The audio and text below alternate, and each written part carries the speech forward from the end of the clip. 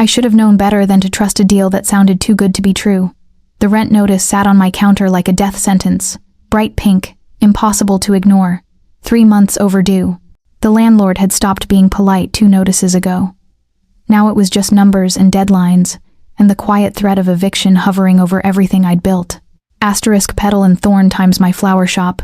My dream, my slowly dying baby, was hemorrhaging money faster than I could patch the wounds. The wedding season had been disastrous.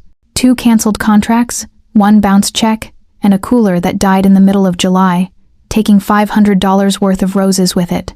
I'd stopped paying myself. Then I'd stopped eating out. Then I'd stopped eating much at all.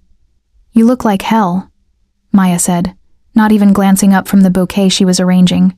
She'd been my only employee for 3 years, and she had the kind of blunt honesty that came from actually caring. "Thanks.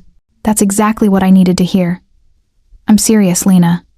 She finally looked at me, concern creasing her forehead. "When's the last time you slept?"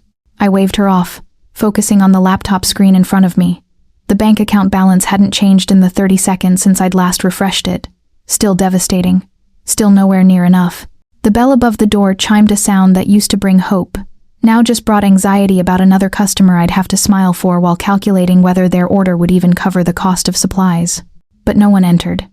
I frowned, walking around the counter. A cream-colored envelope lay on the doormat, my name written across it in elegant script. No address, no stamp, hand-delivered. Maya peered over my shoulder as I opened it. The cardstock was heavy, expensive, the kind of paper that whispered money before you even read the words. Exclusive event opportunity. High-profile client seeks premier floral designer for private wedding celebration. Discretion essential. Compensation significant. Initial consultation requested at your earliest convenience. Asterisk. A phone number. Nothing else. Sketchy, Maya announced. Sketchy pays rent, I countered, already pulling out my phone. Lena, I'm just calling to ask questions. That's not illegal. The voice that answered was male, smooth, professional in a way that felt rehearsed. Yes, the client was legitimate. No, he couldn't disclose the name, privacy concerns. Surely I understood. The event was in 8 weeks. The budget was... He paused, let the number hang in the air between us. I nearly dropped the phone. That number didn't just cover rent. It covered rent, the broken cooler, the outstanding supplier invoices, and left enough to actually pay myself for the first time in months. It was salvation in 7 digits. There are conditions, the voice continued. The client values discretion above all else. You would need to sign a confidentiality agreement, and the initial contract terms would need to be reviewed in person. Would tomorrow work for you? Tomorrow. Salvation was 24 hours away. Yes, I said, trying to keep the desperation out of my voice. Tomorrow works. When I hung up, Maya was staring at me with her arms crossed. You're really doing this? You saw the rent notice. I also watch true crime documentaries. This is literally how every episode starts. I laughed, but it felt hollow. It's a wedding contract, not a murder plot. Famous last words, she muttered, but she didn't try to stop me. That night, I lay awake in my cramped apartment above the shop, staring at the water stain on the ceiling that looked like a map of somewhere I'd never visit. The envelope sat on my nightstand, cream-colored and full of promises. It's just flowers, I told myself. Not forever. I should have read the fine print. The cafe he chose was downtown, the kind of place where a single coffee cost more than my lunch budget for a week. Floor-to-ceiling windows overlooked the harbor, where boats bobbed like patient white birds. I felt underdressed in my best blazer, which was really just my only blazer, and the portfolio bag slung over my shoulder suddenly seemed shabby against all this polished wealth. The lawyer was already waiting. Mid-40s, I guessed, with silver threading through dark hair, and a smile that probably worked on everyone. He stood when I approached, extending a hand. Miss Castellano, thank you for coming. I'm Richard Voss. His handshake was firm without being aggressive, and he gestured to the seat across from him with the kind of easy confidence that came from always being in control. A leather portfolio already sat on the table between us. I appreciate the opportunity, I said, settling into the chair. Though I have to admit the secrecy is a little unusual. My client values his privacy intensely. I'm sure you understand high-profile individuals, security concerns. His smile never wavered. But let me assure you, Everything is completely legitimate. In fact, I have the contract here for your review." He slid the document across the table. It was thick, 30 pages at least, and dense with legal language that made my eyes cross after the first paragraph. I caught phrases here and there. Asterisk, joint business venture, mutual benefit, binding agreement, asterisk, but most of it was impenetrable legalese. "I know it looks intimidating," Voss said, his tone warm, almost apologetic. "Standard legal protection language. The core is simple. You provide exclusive floral services for the event and related functions over the next 6 months. In exchange, you receive the compensation we discussed, plus a performance bonus upon successful completion. All we ask is absolute confidentiality and commitment to the terms." 6 months. That was longer than I'd expected, but for that kind of money. "Can I take this home? Review it with..." "Unfortunately, the offer is time-sensitive. My client is considering several designers, and he needs a decision today. I understand it's sudden, but..."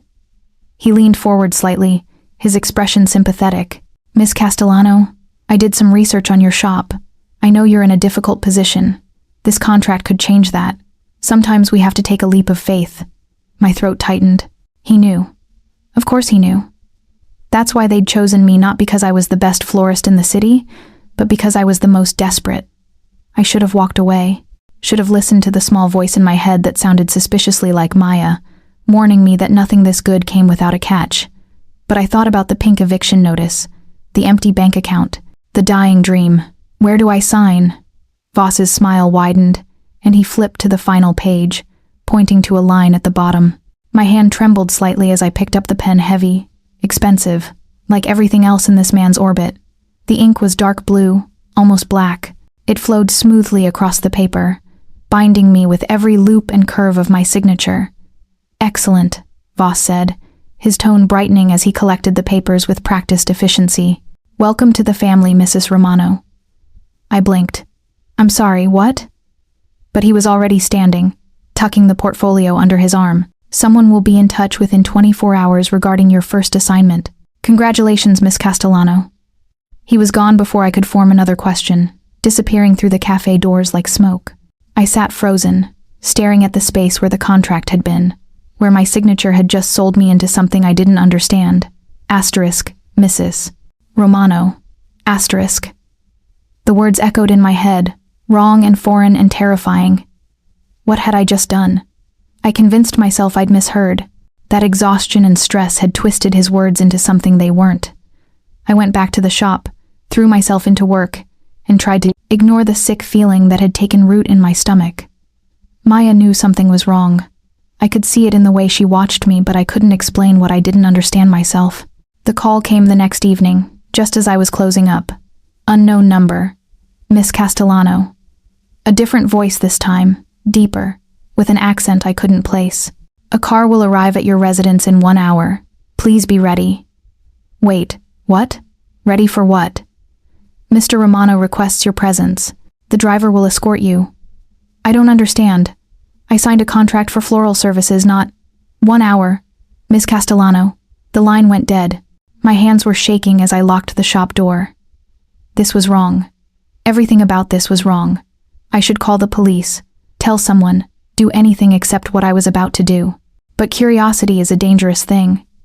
And so is hope that maybe, somehow, this was still just a misunderstanding. The car arrived exactly on time, a black sedan with tinted windows and a driver who didn't speak, just held the door open with mechanical courtesy. I climbed in because turning back felt more terrifying than moving forward. We drove away from my neighborhood, away from the familiar streets and struggling businesses, toward the hills where the city's real money lived. The houses grew larger, the walls higher, the gates more imposing.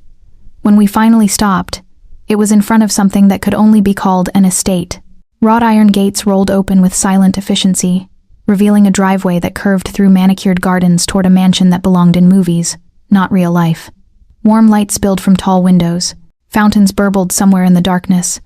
The sick feeling in my stomach bloomed into full panic. The driver opened my door. 2 men in dark suits waited at the entrance, not hostile but not friendly either. Security. The word clicked into place with awful clarity. "Miss Castellano," one of them said. It wasn't. A question. This way, please." The interior was exactly what I'd expected, and nothing I was prepared for. Marble floors that echoed with each step, crystal chandeliers that caught the light and scattered it like expensive stars, art that probably cost more than my entire shop, and silence, the kind of heavy silence that came from thick walls and secrets. They led me through hallways that twisted and turned until I'd lost all sense of direction. Finally, we stopped in front of double doors, dark wood, carved with patterns I didn't have time to analyze before they swung open. The room beyond was an office, all leather and mahogany and floor-to-ceiling bookshelves. A desk dominated the space, and behind it, he stood with his back to me, staring out windows that overlooked the city sprawled below like a glittering promise. Tall, broad-shouldered, dressed in a black suit that probably cost more than my monthly revenue. When he turned, I forgot how to breathe. He was younger than I'd expected, mid-30s maybe, with dark hair pushed back from a face that was all sharp angles and harder edges. A scar cut through his left eyebrow, pale against olive skin. But it was his eyes that stopped me, dark, intense, and looking at me like he already knew every secret I'd ever kept. "Miss Castellano." His voice was smooth, controlled, with an undercurrent of something dangerous. Or should I say, "Mrs. Romano?" The room tilted. "I don't understand." He moved around the desk with predatory grace, pulling a familiar document from a drawer. My contract. He opened it to a page in the middle, pointing to a clause I'd never read. Asterisk. This agreement constitutes a binding marital contract under the laws of... Asterisk. The words blurred. I couldn't breathe. Couldn't think. "You signed it," he said, and there was something almost like amusement in his tone. "Your signature is right here. Legal, binding, and as of yesterday, officially recognized." "That's impossible," I signed. "A contract for flowers, for an event. You signed what I needed you to sign." He leaned against the desk, crossing his arms.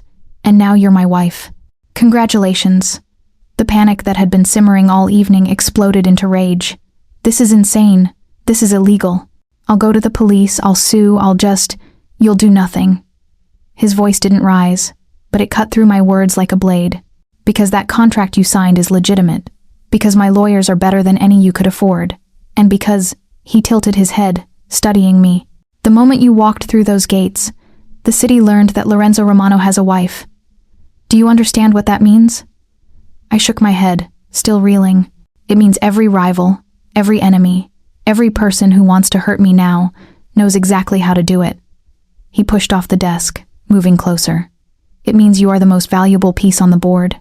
It means leaving here, going back to your little shop and your little life, is no longer an option, because they will find you, and they will use you." My legs felt weak. "You can't do this." "I already have." He reached past me, and I flinched, but he was only opening the door. "Maria will show you to your room. I suggest you rest. We have much to discuss tomorrow, and I prefer my wife to be clear-headed. I'm not your wife." He smiled then, a sharp, dangerous expression that didn't reach his eyes. "Read the contract, Lena. You have 24 hours to adjust to your new reality. After that, I expect compliance." The door closed behind me with a soft click that sounded like a cell door locking. A woman waited in the hallway, older, kind-faced, with gray hair pulled into a neat bun. "This way, dear," she said gently, as if I weren't being held prisoner in a mansion owned by a criminal. I followed because I didn't know what else to do. The room she led me to was bigger than my entire apartment. A 4-poster bed dominated the space, draped in silk, that probably cost more than my rent. French doors opened onto a balcony overlooking gardens that disappeared into darkness.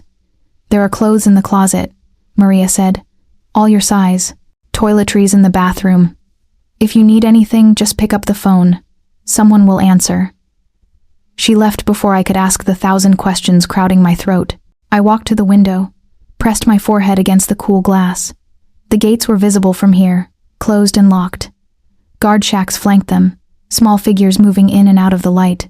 I was trapped, married, property. The word times wife times felt like a noose tightening around my neck. I didn't sleep that night. I paced the room, examined every inch of space, looking for some way out that didn't exist. By the time dawn crept through the curtains, I'd made a decision. I would find a way to break this contract. Find a way out of this nightmare. But first I needed to understand exactly who Lorenzo Romano was, and what he really wanted from me. Morning came with a knock, and Maria bearing a breakfast tray I didn't touch. The dress laid out on the chair was simple but elegant, definitely not from my closet. Everything had been planned, every detail anticipated. I dressed because refusing felt like giving him more power, then steeled myself for whatever came next. The mansion looked different in daylight, less menacing, more absurdly opulent. I explored without asking permission, half expecting someone to stop me. No one did. Staff moved through the halls with quiet efficiency, nodding respectfully when they passed. One even called me Mrs. Romano. I wanted to scream that I wasn't, but the words stuck in my throat. The gardens were extensive roses, jasmine, orchids arranged with professional precision. Someone here understood flowers. Despite everything, I found myself examining the blooms, noting the varieties, the health of the plants. Beautiful, aren't they? I spun around. Lorenzo stood on the path behind me, dressed more casually today, dark jeans, a white shirt rolled to his elbows. Without the suit, he looked less like a crime lord and more like just a man. A very dangerous man. "Don't sneak up on me," I snapped.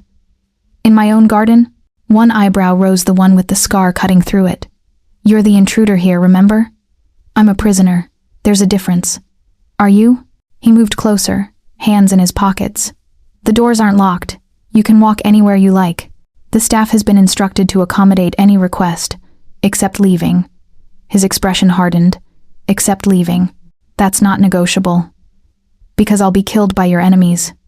I heard the speech. "It's not a speech. It's reality." He gestured to the house. "Inside those walls you're safe. Out there," his gaze swept toward the gates, "you're a target. I may have forced this situation, but I'm not cruel enough to send you into danger unprotected." How noble. I couldn't keep the sarcasm out of my voice, kidnapping me for my own protection. "You signed the contract. Under false pretenses. Under financial desperation." His tone was matter of fact, not cruel. "I gave you what you needed. Money, security, a way out of debt. All it cost was your freedom." The casual way he said it, as if my entire life was a fair trade, ignited something dark and furious in my chest. "You don't get to decide what's fair for me." And yet I did. He stepped closer, close enough that I could see flecks of gold in his dark eyes. "Tell me, Lena, if I'd approached you honestly, told you I needed a wife to solidify a business alliance, would you have agreed? Even for twice the money?" I wanted to say yes, to prove I wasn't predictable. But we both knew the answer. "That's what I thought." He turned away, heading back toward the house. "We have dinner at 7. Try not to look quite so miserable. The staff is starting to worry I'm mistreating you." "You are mistreating me." He paused, glancing back. "No, Lena, I'm protecting you. You'll understand the difference soon enough." Dinner was an exercise in tension. The dining room could have seated 20, but it was just the two of us at one end of an absurdly long table. Crystal glittered under chandelier light. The food was restaurant quality, probably prepared by a private chef, but it tasted like ash in my mouth. Lorenzo ate with casual precision, seemingly unbothered by my glowering silence. "How long are you going to pout?" he finally asked. "I'm not pouting. I'm strategizing my escape. Waste of time." He refilled his wine glass. I'd refused to touch mine. "But entertaining. Tell me your plan so far." I hated that he was amused. "Why did you really do this?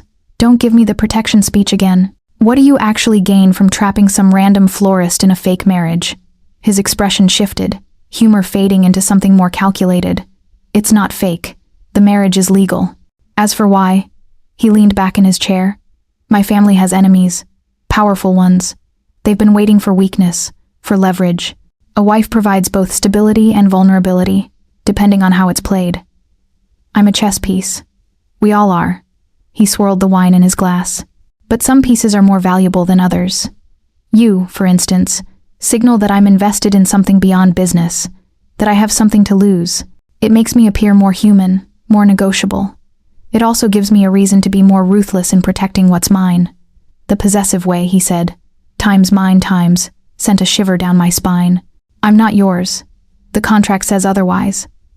"Then I'll break it. Get a lawyer, prove coercion. Try." He set down his glass, leaning forward. "But understand this. The moment you step outside these gates without my protection, you become fair game. My enemies won't care about your innocence or your intentions.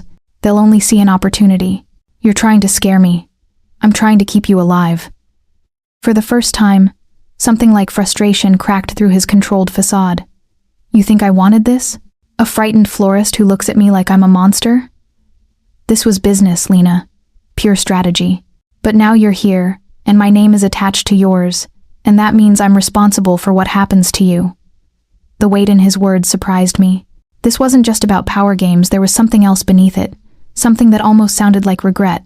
"Then let me go," I said quietly.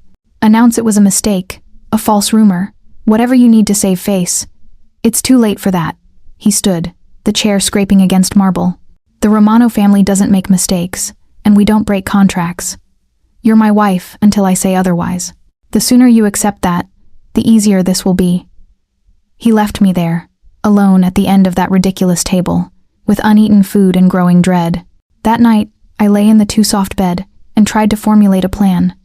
But every scenario ended the same way: trapped, bound, owned by a man I didn't know and a world I didn't understand. Somewhere in the distance, I heard the gates clang shut, metal on metal, the sound of my cage locking. 3 days passed in strange domesticity. I explored the mansion, read books from the library, tended the garden when no one was looking. The staff was polite but distant, treating me with the kind of respect reserved for something fragile and valuable. Lorenzo was often absent business, Maria explained vaguely. When he was home, we maintained a careful distance, orbiting each other like wary planets. On the 4th day, Maria handed me a credit card with my name on it. "Mr. Romano thought you might want to purchase personal items. Clothes, books, whatever you need." I stared at the black card, sleek, heavy, unlimited. "I don't want his money." "It's your money now, Mrs. Romano." She said it gently, but the words still felt like shackles. "There's a driver available whenever you're ready." The offer sat bitter on my tongue. I wanted to refuse, to maintain some dignity in this mess, but I also needed underwear that actually fit and a phone charger that worked. Pride, apparently, had its limits. The shopping district was upscale boutiques with names I recognized from magazines I couldn't afford. The driver stayed close but not intrusive, and I found myself relaxing slightly as I browsed. Normal activities in an abnormal situation. I was examining a display of scarves when I felt it, that crawling sensation of being watched. I turned, scanning the street, and caught sight of a man across the way. Dark jacket, sunglasses, too still in the moving crowd, watching me. My heart kicked into a faster rhythm. I moved to the next store, and he followed. Not close, but steady, tracking. The driver noticed my tension. "Mrs. Romano? Is something wrong?" I pointed subtly. "That man. He's been following me." The driver's expression hardened. He spoke into a radio I hadn't noticed, then guided me firmly toward the car. Time to go. We were halfway there when they appeared 2 more men, moving to intercept. The driver's hand went to his jacket, and I realized with cold shock that he was reaching for a gun. "Get in the car," he ordered. But they were faster. One grabbed my arm, yanking me away from the driver. I screamed, fighting, as chaos erupted around me. Gunshots, no, not shots, just the driver's warning shout as he struggled with one of the men. Then a black SUV screeched to a stop beside us, and Lorenzo emerged like a storm given human form. He moved with terrifying precision, a punch that dropped one man, a twist that disarmed the other. In seconds, the attackers were on the ground, and I was being pushed into the SUV with Lorenzo shouting orders in Italian. We peeled away from the curb, leaving the chaos behind. I couldn't stop shaking. "What just happened? Retaliation?" Lorenzo's voice was ice. "A rival family testing my defenses, seeing if you were vulnerable." "Were they going to—" I couldn't finish the sentence. "Kidnap you. Use you as leverage." He looked at me, and for the first time I saw real anger there, not at me, but for me. "This is why you can't leave the estate without proper security. This is why I can't let you go." The shaking turned into something else. Anger, fear, frustration, all tangled together. I didn't ask for this. Any of this. I know. The admission was quiet, surprising, but it doesn't change reality. When we returned to the mansion, I locked myself in my room and finally let the tears come. Not pretty, crying ugly, gasping sobs that tore through me like shrapnel. I'd been so focused on hating Lorenzo, on seeing him as the villain, that I'd forgotten there were worse monsters waiting outside. He found me in the garden at dusk. I'd stopped crying hours ago, but my eyes still felt raw. "I owe you an apology," he said, settling onto the bench beside me. Not touching, but closer than before. I laughed bitterly. For which part? For underestimating how quickly they'd move. I thought we'd have more time before. He stopped, jaw tight. "You could have been hurt today. That's unacceptable." "What do you want from me, Lorenzo?" I was too tired to be angry anymore. The truth, not the business strategy speech. He was quiet for a long moment, staring at the roses that climbed the garden wall. My father built this empire on blood and fear. When he died, I inherited both. Every day is a negotiation, a battle to maintain control without becoming the monster he was, the marriage. He glanced at me. It was supposed to signal stability, show that I was building something beyond violence. But you used me to do it. Yes. No apology in his tone, just fact. I chose you because you were vulnerable enough to manipulate and invisible enough not to complicate things. It was strategic, clinical. He turned to face me fully. What I didn't anticipate was, he stopped, and something shifted in his expression, something that looked almost like regret. "Was what?" I pressed. "That you'd fight. That you'd look at me with that mix of fury and fear and somehow still tend my garden like it matters. That you'd make me question whether control is worth the cost." He stood abruptly, as if the confession had been involuntary. "You should go inside. It's getting cold." He left before I could respond, disappearing into the shadows of the house. And for the first time since this nightmare began, I wondered if I wasn't the only prisoner here. The days that followed took on a strange rhythm. Lorenzo increased security, more guards, more protocols, more layers between me and the world outside. But within the estate, he gave me space, room to breathe, to find some kind of equilibrium. We started having dinner together regularly, not by force, but by something that felt like mutual consent. The conversations shifted from hostile to something else. He told me about the business, legitimate and otherwise, with a candor that surprised me. I told him about the shop, about Maya, about the dream I'd built from nothing. "You should reopen it," he said one evening. I looked up from my untouched dessert. "What? Your shop? Under proper security, of course, but there's no reason you can't continue your work." Hope fluttered in my chest, fragile and dangerous. "You'd let me do that?" "I'm not a jailer, Lena. At least I'm trying not to be." He met my gaze. "You need purpose. I understand that." It felt like an olive branch, a small concession in this impossible situation. "Thank you," I said quietly.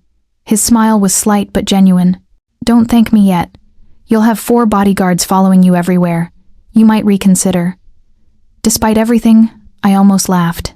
That night, lying in bed, I realized something had shifted. I still wanted my freedom, still resented the contract and the manipulation. But Lorenzo was becoming less of a monster and more of a man, complicated, dangerous, but human. It terrified me more than the hatred had. The convoy was Lorenzo's idea. If you're going to insist on leaving the estate, we do it properly. Properly, apparently, meant 3 cars, 6 armed guards, and enough firepower to invade a small country. It felt absurd driving through the city like a presidential motorcade just to check on my flower shop. But when I saw Times Petal and Thorn Times again, my tiny storefront with its faded awning and window boxes, something in my chest cracked open. Maya nearly tackled me when I walked through the door. "Oh my God, I thought you were dead. You disappeared. You stopped answering calls. There were men in suits asking questions." She pulled back, taking in the guards stationed outside. What the hell is going on? I'd rehearsed this conversation a dozen times, but the words still came out wrong. "It's complicated. I got married." Her eyes went wide. "To who? The mysterious client?" "Something like that." She waited for more, but I couldn't explain. Couldn't tell her the truth without putting her in danger too. "Lena," she gripped my shoulders. "Are you safe? Do you need help?" "I'm safe," I said, and realized I meant it. "It's not what I expected, but I'm okay. I promise." She didn't look convinced, but she didn't push. Maya was good like that. We spent the afternoon planning the shop's reopening. It felt normal, purposeful, like reclaiming a piece of myself I'd thought was lost. The guards stayed outside, professional and invisible, and for a few hours I could almost pretend my life hadn't been completely upended. We were locking up when I noticed the car. Red sedan, tinted windows, parked across the street. It hadn't been there when we arrived. One of the guards noticed my tension.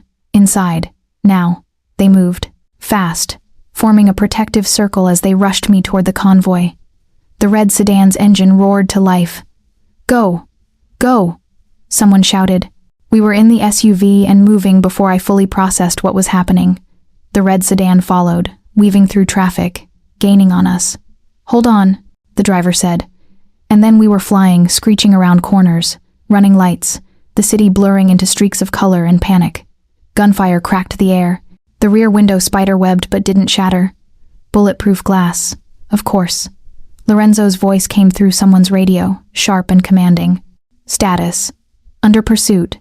2 minutes from the safe house. Get her there, now." The chase lasted another 90 seconds that felt like hours. We lost them somewhere in the industrial district, the red sedan unable to match our driver's reckless precision. When we finally stopped at a nondescript building, I didn't recognize I was shaking so hard I couldn't unfasten my seatbelt. One of the guards had to help me. Lorenzo arrived 10 minutes later, fury and fear warring on his face. "Are you hurt?" I shook my head, unable to speak. He pulled me against him, sudden, fierce, desperate. For a moment I just stood there, shocked. Then slowly, hesitantly, I let myself lean into the embrace, let someone else hold the weight. "I'm sorry," he said into my hair. "I'm so sorry." I didn't know what he was apologizing for anymore. The contract, the danger, the whole impossible situation, maybe all of it. When he finally released me, his expression had hardened into something cold and resolute. "This ends now. No more half measures." "What are you going to do?" "What I should have done from the beginning." He looked at me, and I saw the crime lord beneath the man. "I'm going to remind this city why they fear the Romano name." The war came quietly at first. Businesses that had refused Romano protection suddenly accepted it. Rivals who'd been aggressive went silent. The attacks stopped, replaced by an uneasy peace built on fear and respect. I wasn't naive enough to think it happened without bloodshed. I saw it in the way Lorenzo returned home some nights exhausted, shoulders tight, eyes haunted. He never told me details, and I never asked. Some truths were too heavy to share, but the violence he unleashed to protect me created its own cage. I was safer, yes, but more isolated, more dependent, more trapped by the very security I'd needed. We fell into a careful dance closeness followed by distance, intimacy cut short before it could become something dangerous. He told me stories about his childhood, before his father's empire consumed everything. I told him about the mother who'd died when I was young, the dream of beauty and life I'd tried to build with flowers. One night, after too much wine and too many shared secrets, he almost kissed me. We were on the terrace, the city lights spread below us like fallen stars. He'd been laughing at something I'd said, real laughter, not the controlled sound he used in public, and then his hand was on my cheek, his thumb tracing my jawline with devastating gentleness. "Lena," he said, my name rough in his throat. I should have pulled away. Should have remembered that this was all strategy, all manipulation, all part of some game I didn't fully understand. But I didn't want to. For the first time since this nightmare began, I wanted. The moment shattered as his phone rang. He answered with a curse, and whatever had been building between us dissolved into business and reality. I went to bed alone, heart pounding, terrified by how much I'd wanted him to close that distance. I was falling for my captor.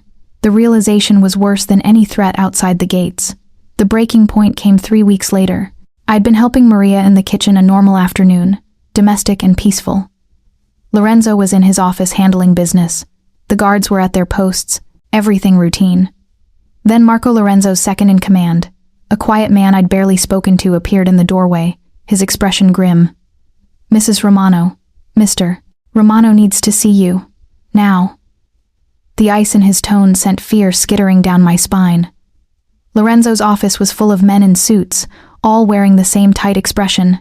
Lorenzo stood behind his desk, a file open in front of him, his face carved from stone. "Leave us," he said.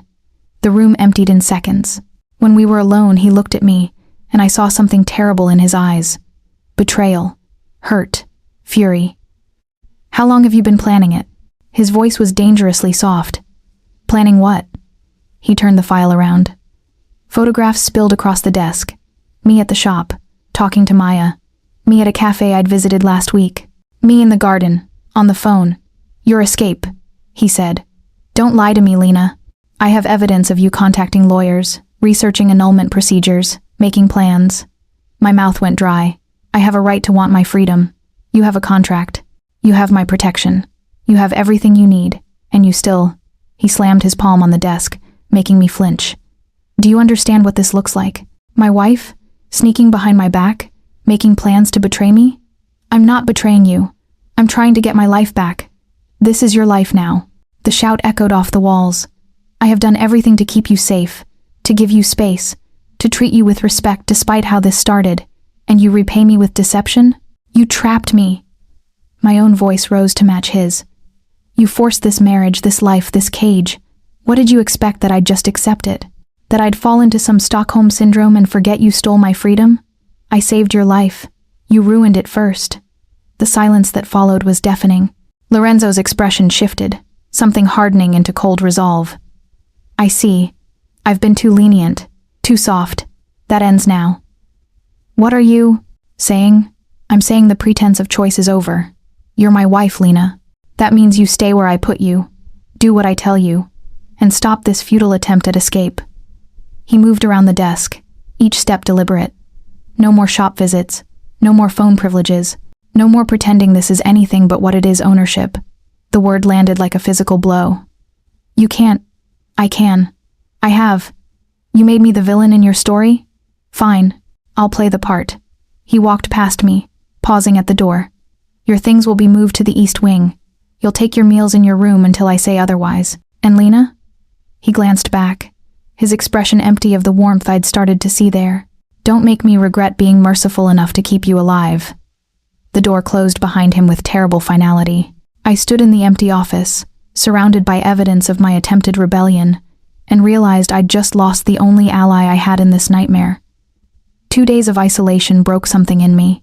Not my will that stayed iron strong, but my illusion of control. I'd thought I could outmaneuver Lorenzo, find loopholes, escape through cleverness. Now I understood the truth. He'd been letting me have that illusion. And now he'd taken it away. Maria brought meals I didn't eat. Guards stood outside my door. The phone was gone. The internet disabled. I was alone with my thoughts and my growing realization that I'd miscalculated everything. On the third day, Marco knocked. Mr. Romano requests your presence. I followed him through the mansion, noting the increased security, the tense expressions. Something had changed beyond just my imprisonment. Lorenzo was in the war room, a space I'd never seen before, filled with maps and monitors and men discussing things in low, urgent voices. He looked up when I entered, his expression unreadable. Leave us, he said. When we were alone, he gestured to a chair. Sit. I remained standing. Petty rebellion, but it was all I had left. His jaw tightened, but he didn't force the issue. We have a problem. The family that attempted to take you has made a formal challenge. They're claiming you're not truly my wife, that the marriage was a fraud, and therefore you're not under Romano protection. My stomach dropped. What does that mean? It means they're going to make a move, soon. And I can't guarantee I can stop them. He moved closer, his voice dropping. Lena, I need you to understand something. The guards, the restrictions, it's not punishment. It's desperation. I have enemies moving against us, and you are the vulnerability they'll exploit. Then let me go. Announce the marriage is over. It won't matter now. They know who you are. Leaving my protection means leaving your life. He gripped my shoulders, forcing me to look at him. I know you hate me. I know I deserve it. But please, for your own survival, stop fighting me and start trusting me. For a moment, I saw past the crime lord facade to the man beneath, exhausted, afraid, trying to control chaos with sheer force of will. I don't know how to trust you, I whispered, then learn, fast, because time is running out. Before I could respond, alarms shrieked through the mansion. Lorenzo's expression shifted to pure combat focus. Stay here, he ordered, already moving toward the door. "What's happening?" "They're here." Then he was gone, and I was alone with the sound of distant gunfire and my own thundering heartbeat. I should have stayed in that room, should have locked the door and waited for it to be over, but control had been taken from me for too long. I wasn't going to sit passively while my fate was decided by men with guns. I crept through the hallways, following the sound of chaos. The mansion had become a war zone, guards shouting, the crack of gunfire, smoke hazing the air. I pressed against walls, heart hammering, searching for Lorenzo. I found him in the main hall, pinned down, behind an overturned table. 3 men in dark tactical gear advanced on his position, and I saw with cold clarity that he was outnumbered, outgunned, seconds from being overwhelmed. My eyes landed on a heavy vase marble, expensive, deadly, if thrown right. I didn't think, I just moved. The vase shattered against one attacker's head. He dropped, and Lorenzo used the distraction to take out another. The third spun toward me, gun rising, and time seemed to slow as I realized I'd just signed my death warrant. Then Lorenzo was there, putting himself between me and the barrel, taking the shot meant for me. He went down hard. "No!" The scream tore from my throat as I fell beside him. Blood spread across his shirt, dark and terrifying. "Lorenzo, stay with me, please." His hand found mine, grip weak. "You're safe. That's what matters. Don't you dare die on me now, you bastard." He laughed, actually laughed, then coughed, pain tightening his features. "Still hate me?" "Yes. No. I don't know." Tears streamed down my face. "Just don't leave me alone in this." "Never," he said, and then his eyes closed. The rest was chaos. Marco and the guards securing the area, medics rushing in, me being pulled away from Lorenzo's body as they worked to save him. I fought them, screaming, until someone sedated me. When I woke, it was in a hospital room. Clean, quiet, terrifyingly normal after the violence. Marco sat in the corner looking exhausted. "He's alive. Surgery went well. He'll recover." Relief hit so hard I couldn't breathe. "Can I see him?" "Soon. But first," he leaned forward. "What you did was incredibly stupid and incredibly brave. You saved his life." "He saved mine first." "No." Marco's expression was serious. "He's been protecting you since day one. But today, you protected him. That changes things." I didn't understand what he meant until I saw Lorenzo. He was pale against white sheets, bandages wrapping his torso, but his eyes were open, alive. When he saw me, something shifted in his expression, relief, tenderness, something that looked dangerously like love. "You should have stayed hidden," he said, voice rough. "So should you." I took the chair beside his bed, reaching for his hand. We're both terrible at following orders. His fingers tightened around mine. "Lena, don't apologize. Don't explain. Just..." I took a shaky breath. "Tell me the truth. All of it. Not the strategy, not the business reasons. The real truth." He was quiet for a long moment. Then, "When my lawyers found your file, I saw an opportunity. Someone desperate enough to manipulate, unconnected enough not to complicate things. It was perfect." His thumb traced circles on my palm. "But then I met you, and you weren't what I expected. You were fire and fight and beauty in the middle of violence. And somewhere between the contract and now, protecting you stopped being strategy and started being everything. You can't love me. This isn't real. It wasn't supposed to be." His eyes held mine, dark and honest. "But it is. And I'm sorry. For all of it. For trapping you, manipulating you, putting you in danger, for making you a target because I was too arrogant to see the consequences." "I should hate you," I whispered. "I know. I should demand you let me go, annul this marriage, give me my life back. I know. But I can't." The admission hurt like ripping open a wound, because somewhere in this nightmare, I started caring about you too. And I hate that almost as much as I hate what you did. His expression cracked, vulnerability spilling through. "So what do we do?" I looked at our joined hands, his scarred and strong, mine trembling and uncertain. "We start over. No more contracts, no more manipulation. If this is going to be real, it has to be a choice, my choice. And if you choose to leave, then you let me go. No threats, no warnings about danger. You let me walk away. I can't promise that." His grip tightened. "The danger is real, Lena. I won't lie about that." "Then give me the truth, all of it. and let me decide what I'm willing to risk.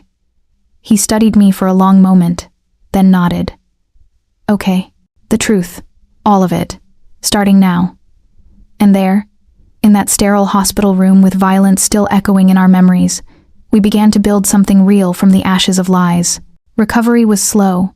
The attack had done more than physical damage. It had exposed weaknesses in Lorenzo's organization, triggered rivalries, forced difficult decisions. He handled it all from a hospital bed, then from the mansion, and I watched him navigate the brutal world of organized crime with cold efficiency.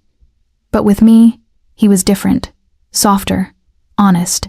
He told me about his father's reign of terror, about inheriting an empire built on fear and trying to transform it into something less monstrous, about the enemies who saw his attempts at legitimacy as weakness, about the impossible balance between violence and honor. I told him about the loneliness of building something alone, about loving flowers because they were beautiful and temporary, and proof that fragile things could still matter in a harsh world, about being terrified that loving him meant losing myself. "You're stronger than you think," he said one evening. We were in the garden, always the garden, where life persisted despite everything. "You survived me. That takes strength most people don't have. Or stubbornness. That too." He smiled, and it reached his eyes now. "I'm going to fix this, Lena. The contract, the marriage, I'll have my lawyers draw up annulment papers. Give you the choice I should have given you from the beginning." My heart clenched. "And if I don't want that? Then I'm the luckiest bastard alive." He cupped my face, thumb tracing my cheekbone. "But it has to be your decision, free of coercion, free of fear. If you stay, I need to know it's because you want to, not because you're trapped. I've been trapped since I signed that contract. I know, and I'm sorry, for all of it." He leaned his forehead against mine. "But if you give me a chance, a real chance, I'll spend the rest of my life making it up to you." "The rest of your life is a long time, Lorenzo." "I know. That's why I'm asking." I closed my eyes, breathing in the scent of roses and earth and possibility. "Ask me again when the papers are signed, when I'm legally free. Then I'll give you my answer." Fair enough. But we both knew my answer. It was in the way I leaned into his touch, the way I'd stopped looking for exits, the way I'd started calling the mansion home. The annulment papers took 3 weeks. 3 weeks of strange, tentative peace. Lorenzo kept his distance, honoring his promise to give me space. But I found myself seeking him out in the library, the office, the garden at dusk. We talked, really talked, about everything and nothing, building a foundation that should have been there from the beginning. Maya visited, still suspicious but softening when she saw us together. "You're happy," she said, sounding surprised. "I'm terrified," I corrected. "But also, yes, happy. He's dangerous, Lena. I know. And you love him anyway." It wasn't a question, but I answered. "I love him anyway." When the papers finally arrived, Lorenzo laid them on the table between us. Official, legal, binding in their dissolution of our forced marriage. "Sign them," he said. "Be free." I looked at the documents, at the pen he'd placed beside them, at the man who'd given me back the choice he'd stolen. Then I pushed them aside. "No." His expression flickered hope, fear, confusion. "Lena, I don't want an annulment." I moved around the table, standing in front of him. "I want a real marriage, one built on choice, not contracts, on trust, not manipulation. I want to choose you, Lorenzo. Every day, despite everything, because of everything. You, understand what that means? The danger, the lifestyle, the world I live in? I understand that every beautiful thing I've ever created came with risk, that roses have thorns, that growth requires darkness, that the most fragile flowers survive the harshest conditions." I took his hands. "You asked me to trust you. Now I'm asking you to trust me. Trust that I know what I'm choosing. Trust that I'm strong enough to handle it." "You are," he said softly. "You're stronger than any of us. Then ask me, really ask me. No contracts, no pressure. Just you and me and the truth." He dropped to one knee, and my breath caught. "Lena Castellano." His voice was steady, but his hands trembled in mine. "I stole your freedom, put you in danger, and turned your life upside down. I have no right to ask you for anything, but I'm asking anyway, will you marry me? Not because of a contract or an arrangement, but because you want to. Because you choose this. Choose me, despite all my sins and shadows. Tears spilled down my cheeks. Yes, God help me, yes. He stood and kissed me then finally, properly, and it felt like coming home to a place I'd never been but had always been searching for. When we broke apart, he rested his forehead against mine. We should probably have a real wedding, with flowers. I laughed through tears. I know a florist. The best in the city, I've heard. She's difficult to work with, very particular, high maintenance. I wouldn't have it any other way. The wedding was small, just Marco, Maya, a few trusted members of Lorenzo's organization, and a priest who asked very few questions. I wore white, simple, and elegant. Lorenzo wore a suit that cost more than my first car. We spoke vows that meant something this time, and when the priest declared us married, for the second time but the first time by choice, the weight of the title felt different. Not a chain but a promise. The reception was in the garden, under string lights and stars. Maya pulled me aside at one point, wine in hand and tears in her eyes. I'm still not sure this isn't insane. It probably is, I admitted. But you're happy. I really am. She hugged me tight. Then I'm happy for you, even if your husband scares me. He scares me too sometimes, but I scare him right back. Good. Keep him on his toes. Later, as the party wound down and guests drifted away, Lorenzo found me among the roses. Regretting it yet? Ask me in 50 years. Deal. He pulled me close, and we swayed to music only we could hear. Thank you. For what? For choosing me, for staying, for being brave enough to build something real from a foundation of lies. We're good at that, I said. Building beautiful things from broken pieces. We are. He kissed my temple. And we're just getting started. 3 months later, Patel. Thorn Kier reopened. Not in my old location that had been sold, but in a bigger space, a better neighborhood, with Maya as my partner and security that didn't feel quite so suffocating anymore. I'd learned to live with the guards, the protocols, the reality of being married to a man whose name commanded fear and respect. It wasn't the life I'd imagined, but it was mine, chosen, fought for, real. Lorenzo still had to do terrible things sometimes.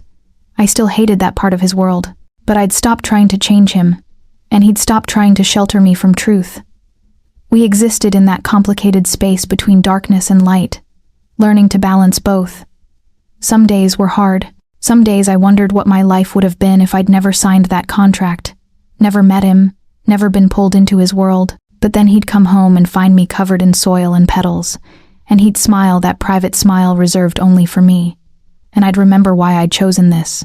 Because love, like flowers, doesn't always bloom in perfect conditions. Sometimes it grows in the shadows, between cracks in concrete, against all logic and reason. And sometimes, the most beautiful things are the ones we never planned for. The delivery arrived on a Tuesday afternoon, a single red rose in a crystal vase, with a note in familiar handwriting, asterisk, for my wife, who taught me that beautiful things are worth protecting. Forever yours, L. Asterisk, I smiled, tucking the note into my pocket alongside the wedding ring I wore now by choice. Maya looked up from the arrangement she was working on. Another delivery from your stalker husband? He's romantic, not a stalker. He tracked you down through a fake business contract and forced you into marriage. That's literally the definition of stalking. Details. I grinned, unable to help it. Romantic, stalkerish details. She rolled her eyes but smiled. You're disgustingly happy. It's almost offensive. Sorry, not sorry. The bell above the door chimed, and my heart did that stupid flutter it always did when Lorenzo appeared. He was dressed for business, dark suit, dangerous elegance, but his expression softened when he saw me.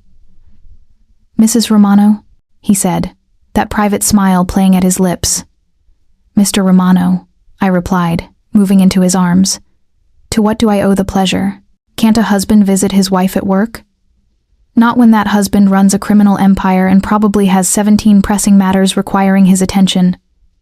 16 now. I delegated. He kissed me softly. I wanted to see you. Romantic stalker, Maya muttered. Lorenzo glanced at her, eyebrow raised. I prefer devoted husband. Same thing in your case. I laughed, pulling Lorenzo toward the back room. Ignore her. She's still adjusting to the fact that my fairy tale came with armed guards and contract negotiations. Most fairy tales do, he said. They just don't advertise it. In the privacy of my office, he pulled me close again, more serious now. I have a meeting tonight. It might run late.